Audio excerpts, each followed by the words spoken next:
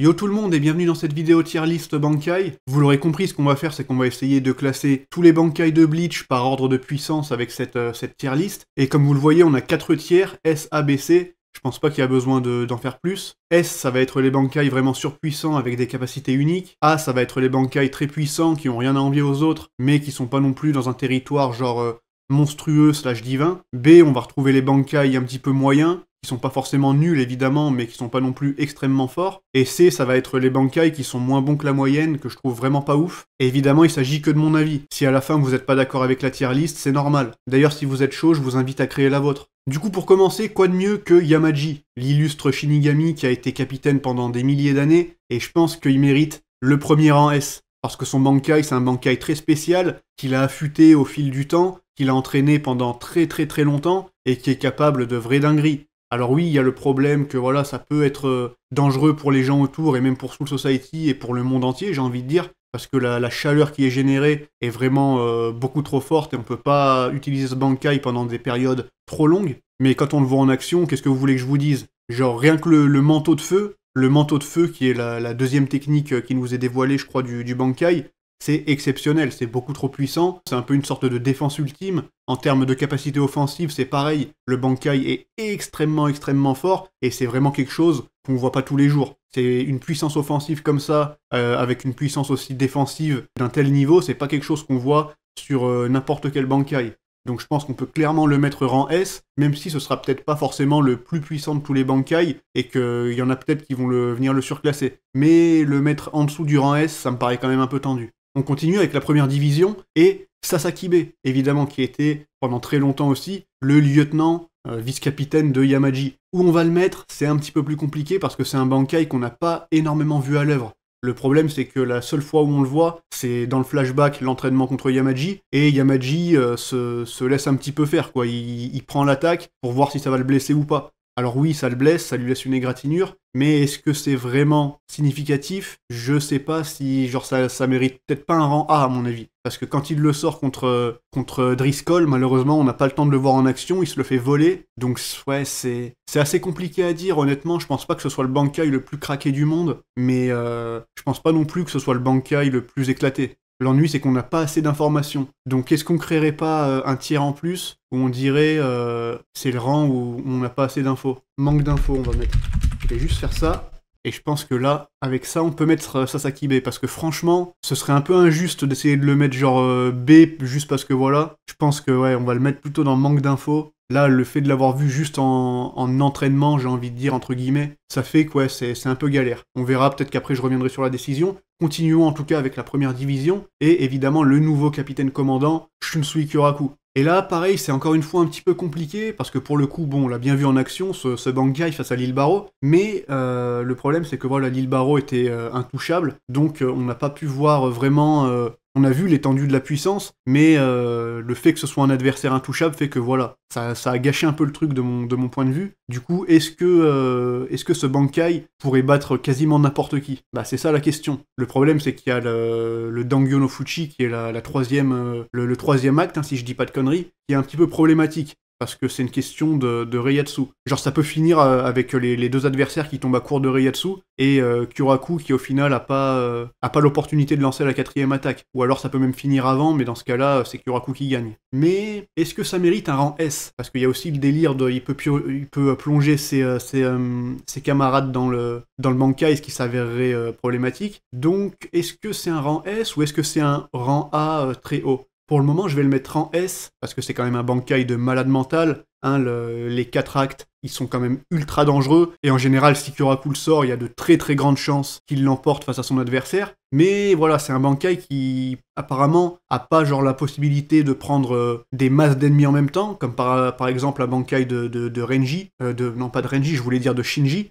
ou même d'autres personnages, hein, Rukia, Byakuya, ils peuvent faire mal à des masses d'ennemis en même temps, avec leurs attaques qui ont une grosse portée. Là, pour le coup, Kyoraku se concentre vraiment sur son adversaire en 1v1, donc très bien pour les combats en 1v1, mais le fait qu'il n'y ait pas d'attaque, de possibilité d'attaque de grande envergure, on peut considérer ça comme un petit point négatif. Pour le moment, je vais le mettre en S en dessous de Yamaji. On verra ensuite, on affinera après, une fois qu'on aura fait un petit peu tout le monde. On peut donc continuer pour le moment avec Soifon, et Soifon, j'ai envie de la mettre rang B, avec les Bankai un petit peu moyens, qui sont pas nuls mais qui sont pas ouf non plus. Premier gros problème, elle peut pas l'utiliser comme elle veut, genre elle peut pas tirer 50 roquettes à la suite. C'est limité dans le temps, je me rappelle plus exactement de la limite, je sais plus si c'est pas une roquette toutes les 2 jours de base, après elle peut en faire un peu plus, mais dans tous les cas voilà, elle peut pas l'utiliser à fond, elle peut pas tirer des masses de roquettes, donc c'est du one shot.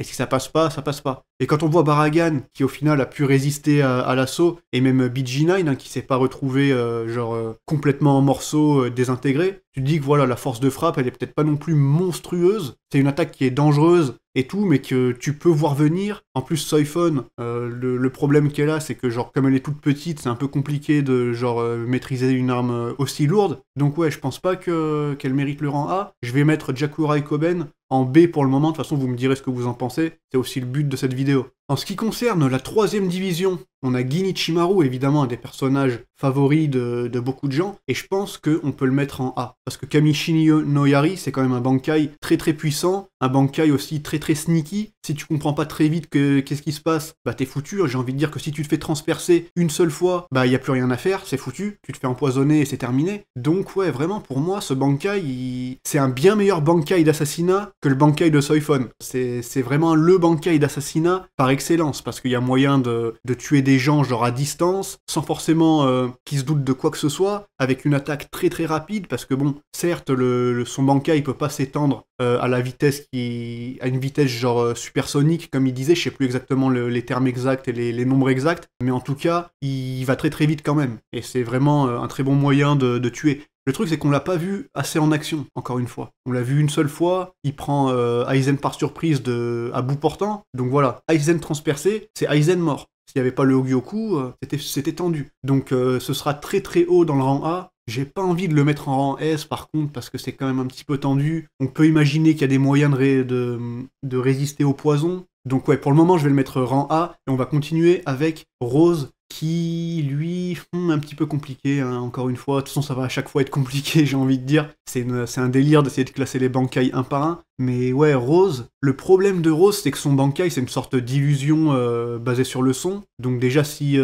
t'entends pas le délire, bah ça marchera pas. Et le deuxième problème, c'est qu'on sait pas ce qui se passe à la fin pendant son acte ultime. La 3ème attaque du Bankai qu'il allait lâcher contre Superstar, il a pas le temps de la faire, parce qu'à ce moment-là, il se perce les tympans, et du coup, on voit pas vraiment le final. Est-ce que ça l'aurait tué sur le coup? Est-ce que ça l'aurait rendu complètement fou? Va savoir. Donc faut voir, c'est un petit peu compliqué. Je pense qu'on peut le mettre en rang B au-dessus de celui de Soifon, mais pas plus. Avec ce qu'on sait, avec ce qu'on a vu, je pense que le rang B, Bankai moyen, qui est ni faible ni trop fort, c'est ce qui lui convient.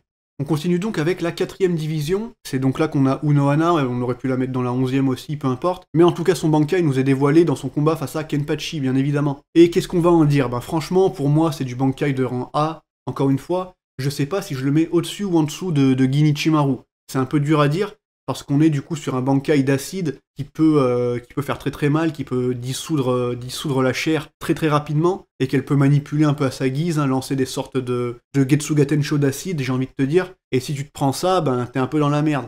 Franchement, j'ai envie de le mettre au-dessus de Gin. Dans les faits, sur le papier, c'est un Bankai très très dangereux. Si Zaraki se faisait pas soigner constamment par Unohana pendant qu'elle se bat, bah il serait mort. Donc franchement, j'ai envie de le mettre en très très haut dans les A, et au-dessus de Gin. Vous me direz ce que vous en pensez. On continue avec Shinji Hirako. Et là, encore une fois, très très dur. Qu'est-ce que vous voulez que je vous dise? Parce que oui, un Bankai qui peut inverser la notion d'allié et d'ennemi sur le papier, c'est monstrueux, mais ça peut pas être utilisé contre des ennemis qui ont plus de Reiatsu que lui, ou qui ont un Reiatsu monstrueux. Comme il nous dit, il aurait pas pu le faire contre Yua, parce que voilà, ce serait beaucoup trop fort. Par contre, d'après les romans, il aurait pu piéger beaucoup de Sternritter et faire en sorte qu'ils s'entretuent. Et ça, c'est un truc de fou. Bon, évidemment, on le voit dans l'animé, mais il pouvait pas changer complètement l'histoire de l'arc, donc il le fait sur des sbires et c'est un peu de la merde. Donc est-ce que juste avec cette phrase des romans où il dit qu'il aurait pu fumer plein de Sternritter d'un coup, on le met en rang A, voire en rang S? Ou alors est-ce qu'on dit que voilà, son Bankai est moins puissant entre guillemets, que son Shikai, parce que tout marche à l'envers chez Shinji, et du coup, les gros ennemis, il va les affronter en utilisant son Shikai, comme par exemple dans son combat face à Aizen à la fausse Karakura. Et bah je sais pas, honnêtement, moi j'ai envie de le mettre en rang S. J'ai envie de le mettre dans le bas du rang S, parce que c'est quand même un sacré délire, et franchement, comme il a dit, s'il avait réussi à piéger genre 10 Stern Ritter dans un périmètre assez proche de lui, tu vois, et à lâcher le Bankai, bah c'est 10 Stern Ritter qui s'entretuent. Et c'est loin d'être anecdotique. Donc ouais, en réalité, je pense que le rang S est mérité pour Shinji. Certains diront peut-être haut du rang A, on verra peut-être après s'il y a des changements. Vous me direz ce que vous en pensez, mais en tout cas, moi pour le moment, je le mets en rang S. Et avec ça, du coup, on arrive à la 6ème division, Byakuya. Byakuya, il va être rang A.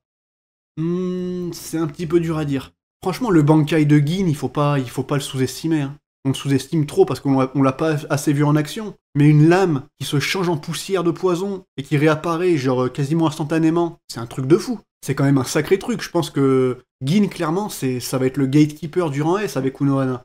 Et je vois pas Byakuya au-dessus. Ouais, c'est compliqué. Byakuya, c'est tellement compliqué parce qu'il est giga polyvalent, il peut faire tellement de choses avec son Bankai. Puis en termes de puissance brute, il a quand même le Ika Seijinka maintenant. Donc c'est quand même un Bankai monstrueux, et le Bankai de Gin, j'ai pas envie de le sous-estimer, mais le fait qu'on le voit pas beaucoup, c'est un petit peu dur à dire. Allez, on va laisser comme ça pour le moment, mais voilà, ces trois-là, c'est égal, quoi. Et on peut pas vraiment j'ai du mal à les départager, on va dire, ces trois-là, genre les trois qui sont dans le rang A, pour le moment, difficile à départager. Ensuite, en ce qui concerne Renji, bon, je pense qu'il a prouvé que sa puissance destructrice, avec son nouveau Bankai, son Bankai réel qu'il a obtenu après l'entraînement avec Ichibe et la Division 0, casse des têtes. Quand même, je pense qu'on peut clairement le mettre en rang A parce que la puissance destructrice, et en plus, attention, la versatilité qu'on a vue avec l'animé, hein, dans le combat face à Uryu, où on nous dévoile des nouvelles techniques, je pense qu'on peut largement le mettre en rang A parce qu'il a moyen non seulement de taper très très fort à bout portant, mais aussi de taper fort à distance et de piéger ses ennemis avec des techniques qui sont assez difficiles à voir venir. Donc franchement, ouais, ça va être rang A pour Renji. On verra s'il y a d'autres Shinigami qui lui passent au-dessus, mais le rang A est assez mérité, hein, clairement. Par contre, en ce qui concerne Komamura, là c'est un petit peu plus dur, parce que si on prend en compte le Dangai Joe, donc son Bankai ultime, quand il est dans sa forme humaine, bon là on peut parler de rang A très très haut, voire potentiellement de rang S. Parce qu'on est sur une sorte de, si vous voulez, de giga armure destructrice, ultra puissante, intouchable. Donc qu'est-ce que vous voulez que je vous dise ?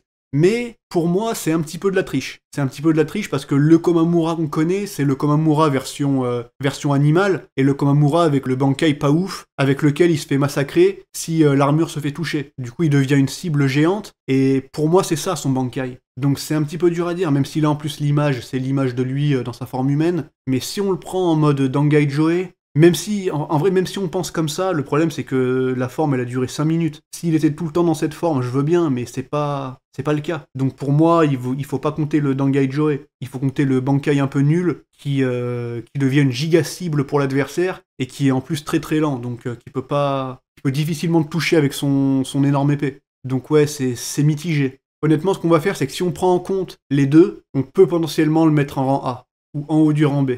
Parce qu'en vrai, même en Dangai Joe, quelque part, j'ai envie de te dire que c'est juste une armure invincible, pour un temps limité. Mais sa puissance offensive est pas non plus... Bon, il a fumé Bambietta, mais elle est même pas morte sur le coup. Alors que bon, en termes de défense, de blut, c'est une des plus nulles. Donc ouais, non. Je veux bien le mettre en haut du rang B, mais pas plus. Pas plus, et je sais que certains vont rager, parce qu'ils vont me dire Dangai Joe, machin, nanana. Mais non, allez, Komamura, ce sera rang B. Et même, potentiellement, en dessous de Rose. Et celui-là aussi, je pense qu'il risque de faire rager parce que c'est Kaname-Tosen. Et pour moi, c'est encore un des Bankai qui est pas ouf. Hein. Parce que, ouais, plonger des adversaires dans l'obscurité, ça peut être très utile. Par exemple, pendant la trahison d'Aizen, où ils chopent les Vizards et du coup, il peut les attaquer sans problème. Mais on a vu, par exemple, que contre Kenpachi, ça servait à rien du tout, quasiment. Donc ouais, je suis pas très fan de ce Bankai, honnêtement. Même s'il est très stylé. Je pense que c'est du rang B en dessous de Soifon, moi. Certains vont me dire, ouais, mais il peut prendre plusieurs ennemis d'un coup, c'est juste parce que c'est Zaraki qui est très spécial. Et c'est vrai quelque part. Parce qu'en termes d'attaque surprise, ça peut être une dinguerie. Même si on parle que de ce qu'on a vu, on l'a vu faire une attaque surprise qui a fonctionné. Donc, je peux pas le mettre... Ouais, en vrai, je vais le mettre en haut du rang B pour le moment. Je vais le mettre en haut du rang B parce qu'il faut pas non plus trop disrespecter ce Bankai. Faut pas abuser. C'est pas comme, par exemple, Tekken Tachikaze, qu'on peut mettre en rang C sans même donner d'explication.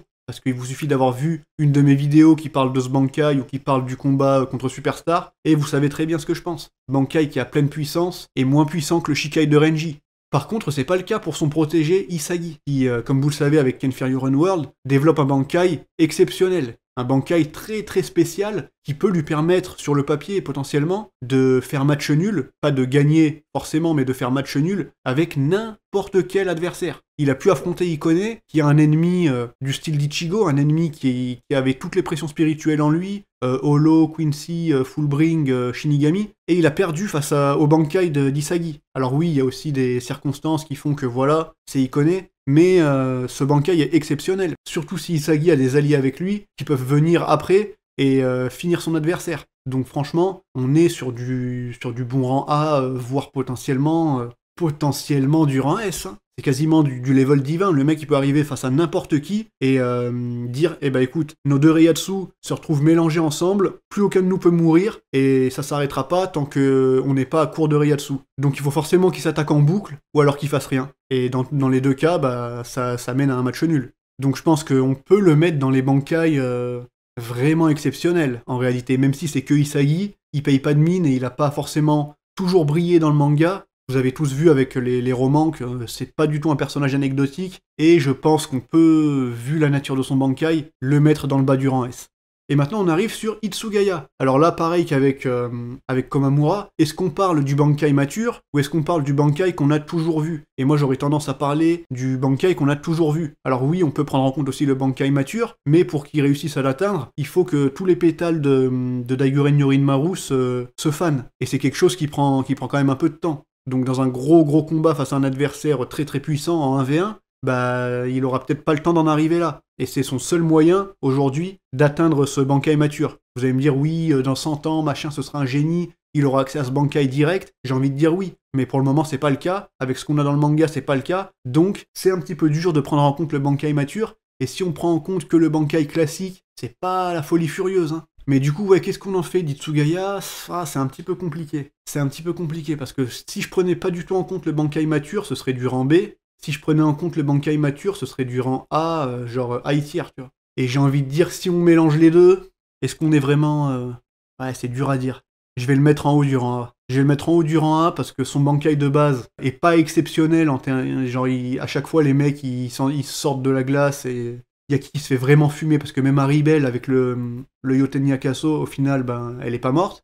Lupi, pareil. Donc ouais, c'est compliqué, Hitsugaya. Hein. Bankai mature, bah, il a pas battu Gérard avec le Bankai mature. S'il avait battu Gérard avec le Bankai mature, on pourrait parler. Mais il l'a pas fumé. Genre le Shikai Yoketsu, c'est très cool. Hein. Le fait de pouvoir couper les pouvoirs de tout ce qui glace, c'est très cool aussi. Mais comme j'ai dit, pour atteindre ce niveau, pour le moment, bah, il faut qu'il perde les 3 pétales. Donc... je vais le mettre en haut du rang A pour le moment, je peux pas le mettre en dessous parce que ce serait tendu. Vous me direz ce que vous en pensez. Zaraki Kenpachi, la puissance destructrice exceptionnelle. Qu'est-ce que ça vaut en vrai? Parce que ouais, être capable de couper en deux Gerard Valkyrie, quand même une sacrée dinguerie, puissance physique de malade, force brute, mais incapacité à se contrôler et impossibilité de résister à la puissance dans son corps. Genre il peut pas contrôler le surplus de puissance et du coup son corps il tombe en morceaux. Donc qu'en vrai de vrai, pour moi c'est pas une folie hein, ce Bankai, hein. Je vous le dis tout de suite. Hein. De ce qu'on a vu, oui, il met un gros coup à Gérard, qui aurait pu s'avérer décisif si c'était pas Gérard complètement cheaté, mais en réalité, genre il sort le Bankai, il devient incontrôlable, il commence à attaquer tout le monde. Je peux pas le mettre en dessous du rang A, parce que c'est probablement le Bankai en termes de force physique le plus puissant qui existe, mais est-ce qu'il va là? Est-ce qu'il va genre... au-dessus de Unohana, parce que bon, c'est quand même le nouveau Zaraki, il est quand même beaucoup plus fort, globalement, il est censé être beaucoup plus fort qu'Unohana, mais si on parle juste de Bankai, imaginons Bankai contre Bankai, non, c'est pas comme ça qu'il faut réfléchir, faut penser global, et en vrai, si on pense global, le Bankai d'Unohana me paraît bien plus fort, et bien plus utile, généralement, que le Bankai de Kenpachi, qui est très très risqué. Donc, si on parle puissance brute, évidemment, bah, c'est très très fort, mais... on va le mettre là. Si on parle de puissance brute, il faut forcément prendre en compte la puissance brute aussi. Même si y a d'autres critères. Genre Unohana, même Gin et Kenpachi, c'est chaud, ils sont vraiment dans un mouchoir de poche. Faut bien comprendre ça. Et pour continuer avec les Kenpachi, on arrive maintenant sur, j'allais dire Asashiro, putain, Kuruyashiki, évidemment. Kuruyashiki et son Bankai, putain, j'ai perdu le nom, désolé, mais son Bankai qui est très très très dangereux. L'ennui, par contre, c'est qu'il peut l'utiliser qu'une fois tous les 6 mois. Genre, le truc, il a un giga cooldown. Et ça, c'est un énorme désavantage pour un Bankai, surtout qu'en plus, c'est un Bankai qui fait pas de distinction entre alliés et ennemis. Donc en gros, il fait apparaître des énormes mâchoires, et ces mâchoires, bah, elles se referment sur tout ce qu'il y a dedans. Et tout ce qu'il y a dedans, bah, se fait bouffer. Et faut savoir qu'il aurait pu tuer Soya Asashiro avec ce Bankai. Donc c'est loin d'être de la merde. Mais il y a quand même ce cooldown, et du coup, je vais le mettre... Ouais, le cooldown, vraiment, c'est un truc qui l'affecte de ouf. Vraiment, le cooldown, c'est un truc qui l'affecte de ouf, mais est-ce que ça va moins... Enfin, je peux pas le mettre en dessous de Renji. C'est quand même un Bankai de malade qui peut vraiment me causer des dégâts monstrueux. Ouais, non, non, non, non, non. Je vais le mettre en dessous de Kenpachi, parce qu'il y a vraiment cette histoire de cooldown. Mais, et puis cette histoire aussi de aucune distinction entre alliés et ennemis, mais... En vrai, non, non, le Bankai est monstrueux. Le problème, c'est qu'on l'a jamais vraiment vu en action aussi. Genre, est-ce qu'il y a moyen de stopper les mâchoires? Est-ce qu'un mec assez puissant, genre, il peut éviter qu'elles se referment et du coup pas crever? Mais bon, vu comment il est décrit dans les romans, pour moi, c'est une sentence de mort, quoi. Si t'es au milieu du truc, t'es mort. Donc, c'est chaud, ça devient tellement chaud, parce qu'il y a Itsugaya aussi qui est dans l'histoire. Est-ce qu'on serait pas plutôt est-ce qu'on serait pas plutôt comme ça? Non, le cooldown, le cooldown. Non, je vais pas... Les premières impressions sont toujours les meilleures. Ça veut rien dire en l'occurrence, mais vous voyez peut-être ce que je veux dire, sinon c'est pas grave. Passons plutôt à Soya Asashiro. Encore une fois, un Kenpachi évidemment, le 8ème Kenpachi, et lui par contre, il n'y a pas à se casser la tête, on peut potentiellement le mettre, ouais, je pense que pour le moment on peut le mettre même au-dessus de Yamaji, parce qu'on est sur un des Bankai les plus monstrueux de l'histoire. Là c'est un Bankai où vraiment le mec peut manipuler toutes les particules spirituelles à sa guise, donc il peut quasiment faire ce qu'il veut. Il peut épier des conversations, à des kilomètres et des kilomètres. Il peut tuer des gens sans même qu'ils s'en rendent compte. Il peut genre fusionner avec l'intérieur de leur corps pour les buter de l'intérieur. Donc c'est vraiment un Bankai de malade mental. C'est un Bankai qui lui a permis aussi de s'échapper du Muken, un acte qui jusque-là avait jamais été réalisé. Donc ouais, franchement, Soya Asashiro, son Bankai, c'est de la dinguerie. Et si vous n'avez pas lu les romans, comme toujours, hein, lisez-les parce que c'est vraiment de la frappe. Je peux pas tout expliquer là en une vidéo tier list parce que ça serait beaucoup trop long. Allez voir ma vidéo sur Soya Asashiro si ça vous intéresse. Mais ouais, c'est un truc de fou. Par contre, il y a quand même du point faible. Genre le mec, il serait 0 contre des Quincy parce que si t'absorbes les particules spirituelles, et bah quelque part d'une certaine manière, t'absorbes son Bankai, donc tu le blesses. Et pareil, si t'as un Zanpakuto du style Yumichika qui peut absorber des particules spirituelles, et bah tu le mets dans la merde. Donc c'est ça son gros point faible. Mais bon, déjà il faut s'en rendre compte, et ensuite il faut réussir à y penser avant que lui il te tue. Et c'est un petit peu compliqué, j'ai envie de te dire. Parce que ce qu'il peut faire, comme j'ai dit, le fait de pouvoir fusionner avec l'intérieur du corps d'un adversaire pour le buter, c'est comme ça d'ailleurs qu'il tue Kuruyashiki, qui était réputé comme un des Shinigami les plus puissants, un défonceur de Vastolorde. Il a pu le buter grâce à son Bankai. Donc franchement, je pense que le rang S est largement mérité, et la première place pour le moment est largement méritée. Et en parlant de première place, voilà quelqu'un qui la mérite pas du tout, c'est évidemment Ikkaku Madarame. Et j'en ai assez parlé, je pense, sur la chaîne. Si vous connaissez un peu mes vidéos, vous savez que je considère que c'est le Bankai le plus nul, pour une raison simple. Il a affronté avec Edrad, qui est un Arrancar Fraction de Grimmjow, donc loin d'être un des Arrancars les plus dangereux, et il s'est retrouvé à moitié mort, et avec le Bankai complètement brisé. Donc si ton Bankai, il peut à peine tuer un Arrancar de seconde zone, et en plus derrière il se brise, et il est plus réparable, j'ai envie de dire que c'est un Bankai qui est vraiment pas ouf. Sans parler du fait que pour atteindre sa puissance maximale, il faut attendre un petit peu, que le dragon se charge entièrement. Donc franchement, très très mid, et pour moi c'est le pire des Bankai. Allez, on continue avec le meilleur perso de Bleach, et je pense qu'on peut le mettre dans le rang A, collé à Byakuya, compagnie, là il y a encore une fois très peu d'écart. À partir de Unohana, même Kuruyashiki, et jusqu'à Byakuya, il y a vraiment très très peu d'écart. Donc en vrai, ça pourrait, que ce soit comme ça ou comme ça, j'ai envie de dire c'est pareil.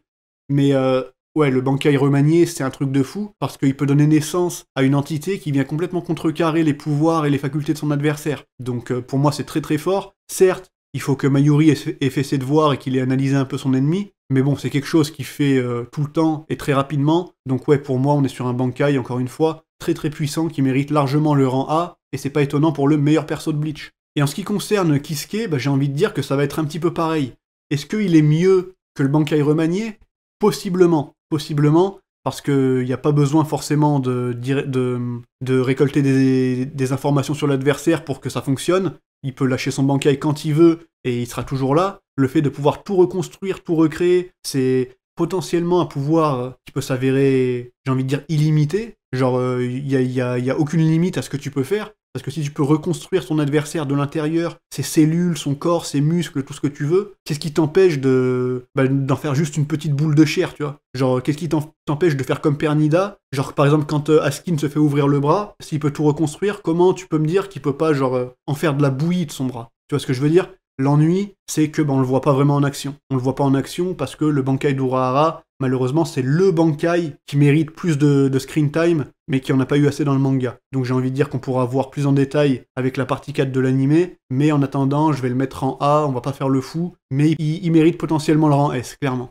Bon, ensuite on a Rukia, et Rukia, elle fait partie des Bankai avec une seule attaque qui one-shot, ou qui est censée one-shot en tout cas. Mais ce qui pourrait la retenir un peu, c'est le fait que voilà, elle a eu le Bankai il y a très peu de temps, enfin si on prend les événements de la guerre, pas les 10 ans après, et du coup, bah, elle a pas une maîtrise non plus exceptionnelle. Non seulement ça peut être dangereux pour elle, mais en plus, comme j'ai dit, le coup c'est vraiment du one-shot. Donc si ça passe pas, c'est foutu. Et quand on prend ça en considération, eh ben c'est un petit peu compliqué quand même. Déjà en vrai, Kuruyashiki, je vais le mettre au-dessus de Kenpachi, parce que ça me paraît plus logique. Et franchement, le Bankai de Rukia, pour moi, il est très très fort parce qu'il il s'étend sur une énorme zone et on est sur un pouvoir de glace. C'est pas la glace de Hitsugaya pendant les 3 quarts du manga. Genre quand Aznot il se fait geler genre de la tête aux pieds et genre ses entrailles et tout ce que tu veux. Genre il est dead sur le coup et c'est pas rien. C'est pour ça que je considère souvent le Bankai de Rukia comme étant mieux que le Bankai d'Hitsugaya et Sodeno Shirayuki comme étant mieux en tant que Zanpakuto de glace que Yorinmaru. Même si je sais que ça fait rager beaucoup de monde et que je troll un peu en disant ça, d'une certaine manière, genre le zéro absolu, y a rien de mieux. Et à aucun moment le mot zéro absolu est lâché quand tu vois Hitsugaya utiliser son Zanpakuto. Donc j'ai envie de dire franchement, compliqué, hein, mais j'ai envie de le mettre, j'ai envie de la mettre là. Hein. Je suis désolé, hein. J'ai envie de la mettre là parce que déjà c'est mon Zanpakuto préféré, mais est-ce que c'est pas abusé un peu de la mettre au-dessus des Kuruyashiki et compagnie? Est-ce que c'est pas un peu du fanboyisme? Ouais, c'est compliqué, c'est peut-être un peu présomptueux quand même de... On va la mettre peut-être là? Ouais, je pense qu'on va la mettre là, Rukia, je pense qu'on va la mettre, ouais, juste en dessous de... juste en dessous d'Unohana, ça ira bien. Et par contre, Shutara, bon bah Shutara... Je pense qu'on peut la mettre au-dessus de Yamaji, parce qu'on est sur un Bankai, quand il est lâché, t'as tous les mondes qui se mettent à trembler, et franchement, prendre 6 Sternritter d'un coup, prendre tout l'escadron de Yua, plus Uryu et Yugram, c'est quand même une sacrée dinguerie. Et s'il n'y avait pas eu tout le bordel avec Uryu qui réussit à s'en sortir, les 6 ils étaient foutus. Hein. Qui a réalisé une telle prouesse? Non, c'est mieux que Asashiro. Hein. Est-ce que c'est mieux qu'Asashiro? Non, en soi, c'est peut-être pas mieux qu'Asashiro. Parce que Asashiro, c'est vraiment la versatilité ultime et la capacité de pouvoir quasiment tout faire. Mais d'une autre manière, il a back-off quand il a fait face à la Division 0. Donc franchement... Après, on va dire que j'overhype parce que c'est le Bankai le plus récent qui a été dévoilé, mais franchement, le Bankai de Shutara, le fait de pouvoir piéger 6 Quincy parmi les plus dangereux, ouais, non, on est obligé de la mettre là. Hein. Parce qu'après, il y a Ichibei, évidemment. Ichibei... en vrai... Ah non, en vrai, avec les Kido multiples et tout, le Bankai de malade et... non, c'est trop dur à dire, mais je vais mettre quand même Shutara au-dessus, et même Ichibei au-dessus. Ichibei au-dessus d'Asashiro aussi. Parce que le délire de pouvoir tout renommer comme il le veut... Bon, évidemment, le Bankai est rien sans le Shikai. Il faut d'abord qu'il enlève le nom de quelque chose pour pouvoir le renommer. Mais le fait de pouvoir renommer n'importe quoi en ce qu'il veut... Puis c'est quand même Ichibei, c'est celui qui a nommé toute chose à Soul Society. Ouais, non, je pense qu'il est très très bien, là. Je pense qu'il est très très bien. Et on arrive sur Ichigo, putain de merde. Et Ichigo, oh là là. J'aurais dû le mettre en premier parce que là, je suis au bout. Et il faut encore parler d'Ichigo. Le problème avec Ichigo, c'est que t'as la team qui pense qu'il a un pouvoir caché, son Bankai, qu'on n'a jamais vu dans le manga, mais qui existe vraiment. Et qui est une dinguerie, genre, je sais pas, arrêter le temps ou machin. J'ai vu des gens dire ça. Hein. Et il y a les gens qui pensent que son Bankai ultime, final... bah c'est juste ce qu'on a vu dans le manga, la capacité de balancer des Getsuga Tensho monstrueux. Et pour moi, si on prend ce qu'on a vu, oui, c'est ça qu'il peut faire, mais il faut bien comprendre que le Getsuga Tensho à ce stade, pour moi, c'est comme un Getsuga Tensho ultime. C'est comme si en Bankai, il pouvait tirer des masses de Getsuga Tensho ultime. Et c'est quand même pas rien. Surtout quand on pense que c'est le seul Bankai duquel Yua a peur. Mais le fait qu'il se fasse briser très vite fait que voilà, c'est un petit peu compliqué. Donc c'est soit manque d'infos, soit on le met là, genre au-dessus de Yamaji. Parce que bon, Yua est pas allé briser le Bankai de Yamaji à la seconde où il l'a vu. Certes, il l'a volé, mais il le craignait pas. Il le craignait pas particulièrement. Alors que le Bankai de Ichigo, là, c'était une autre affaire. Mais bon, c'est tellement dommage que le combat final soit raté. C'est tellement dommage, parce que, en plus, quand tu vois les romans, quand tu vois Ikone combattre et tout, il utilise plusieurs techniques de holo, de Quincy et tout, il fait du Irenkyaku, en même temps il fait du Sonido, du coup il bouge d'une manière très très bizarre, qui fait que ses adversaires comprennent rien du tout. Si on avait eu ça avec Ichigo, ça aurait été trop cool. Mais malheureusement on l'a pas eu, et c'est un petit peu compliqué de juger, donc je pense qu'on va le mettre 4ème du rang S, on pourrait le mettre aussi dans manque d'infos. Dites-moi ce que vous en pensez, mais en tout cas, c'est là-dessus qu'on va finir cette vidéo. C'était cool en tout cas de parler un peu des Bankai parce que ça fait longtemps qu'on n'en a pas parlé et ça permet de mentionner aussi beaucoup de persos qu'on mentionne pas forcément tout le temps. Donc voilà, j'espère que ça vous aura plu. Désolé pour les sorties de vidéos qui sont un peu aléatoires en ce moment, mais j'ai pas beaucoup de temps donc je fais au mieux. Comme toujours, je vous remercie pour le soutien que vous apportez à la chaîne et en attendant la suite, moi c'est là-dessus que je vous dis vive Bleach et à la prochaine tout simplement.